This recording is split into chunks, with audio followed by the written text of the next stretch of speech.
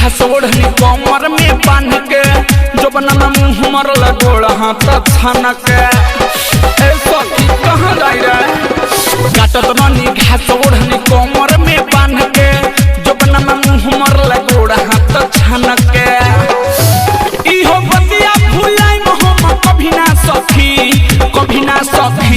लहंगा में घुस गइल धमिना हो गइनी हम कभी ना सखी लहंगा में घुस गइल धमिना हो गइनी हम कभी ना सखी माई रे कहूं जाई रे हो गइनी हम कभी ना सखी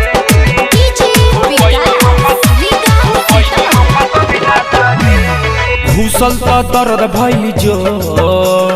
अखिया से बहे लागल मारी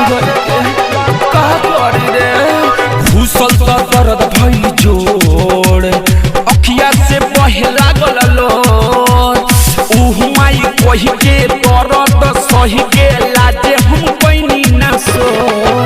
इहे बतिया सोचब नौ महीना सखी लहंगा में घुस गइल धमिना हो गइनी हम कभी ना सखी लहंगा में घुस गइल धमिना हो गइनी हम कभी ना सखी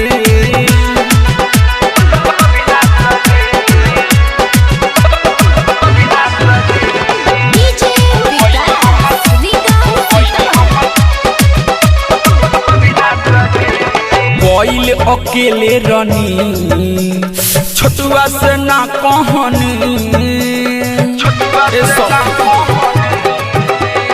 गइल अकेले रनी छोटुआ से ना कहनी अशोकल बेला जिया डरेला बड़ी हम दुख सहनी अजय चंदेश्वर पूछेला अभिना सखी लहंगा में घुस गइल धमिना हो गइनी हम कभी ना सखी